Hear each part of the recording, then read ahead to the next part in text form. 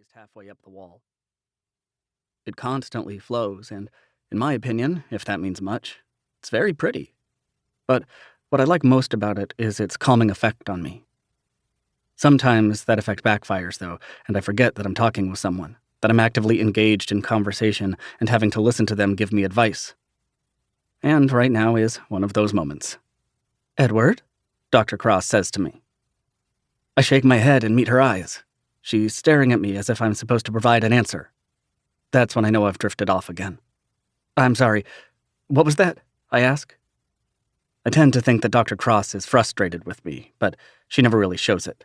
I know it's all in my head. In fact, she is nothing but patient with me. I practically live in my head, something she's well aware of, so she gives me a sympathetic look before asking the question again. "How did you feel when you were standing there?" Dr. Cross repeats.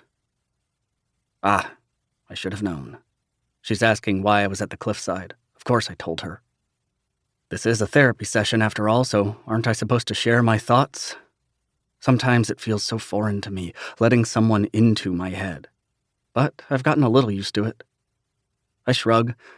No different than any of the other times I find myself standing at the edge, looking down, wondering what ran through her mind as she went over. I don't have a death wish, but the unknown of what my sister was thinking is difficult for me to accept. "And why is it that you keep finding yourself there?" she asks. "When you first started seeing me, it was because of the death of your mother, but I don't remember you having this hard of a time with it." I nod. She's right, but she should know why. I know she's only asking me because she wants me to open up more, wants me to share more. By sharing, I will more than likely go on a tangent and reveal the real reason. My feelings. Because my mom was sick. I saw it coming, and the day it happened, I fully expected it. So it was no surprise to me, but when my sister died, it was a shock. That was unexpected, out of nowhere, I tell her. I watch Dr. Cross scribble something down in her notepad as she runs her tongue over her bottom lip. I've counted at least 5 times per session that she does this. One of her quirks? Or is it just an old habit? Maybe a nervous tic? I don't really know, but it doesn't bother me. It's just an observation. Random bits of information that take over my head instead of me focusing on the real issue. She brushes a strand of blonde hair out of her face and tucks it behind the frame of her glasses. She has wrinkles on her forehead, and while she's never told me how old she is, I place her around her early 50s. She dresses very professionally and is above average on an attractive level. I'm sure if I was in her age range, she would be higher on that scale, but I don't trouble myself with things like that. Again, just another observation. She finally looks up at me after making her notes.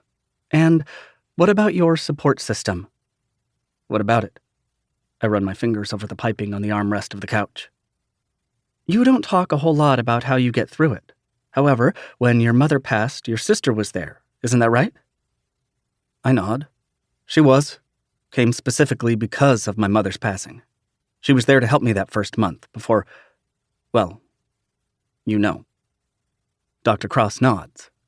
She knows. "And now, nobody's there to help you with your feelings over losing your sister." "I suppose not," I answer. "That's why I'm here, right? I don't need anyone at home when I have you." Dr. Cross smiles painfully, and she follows it with a sigh. I can tell she's looking at me with pity again, but I'm used to it. Everyone looks at me like that, or like I'm some big weirdo. I'll take pity over the latter. "I'm here to help you and give you tools, not be your support system. You know this. It's why we've been talking about it for the past year." Wow, when she puts it like that, I'm reminded that it's been a year since Violet. It's hard for me to grasp the idea of that. "I also know that it wasn't an accident," I blurt out. Oh, great. Right when I thought we were rounding out the end of this subject for today. I know she's going to ask me why I think that, and honestly, I don't want to keep talking about this. I don't want to keep dwelling on my sister. Don't get me wrong, it's why I'm here, but I'm also here because I want to get past it.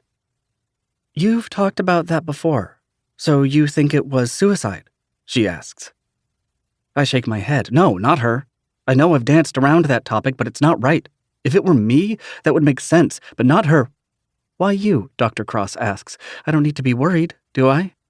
I shake my head quickly. That's not what I mean. "Then what do you mean?" I continue to play with the piping on the armrest, borderline pulling it from the stitching.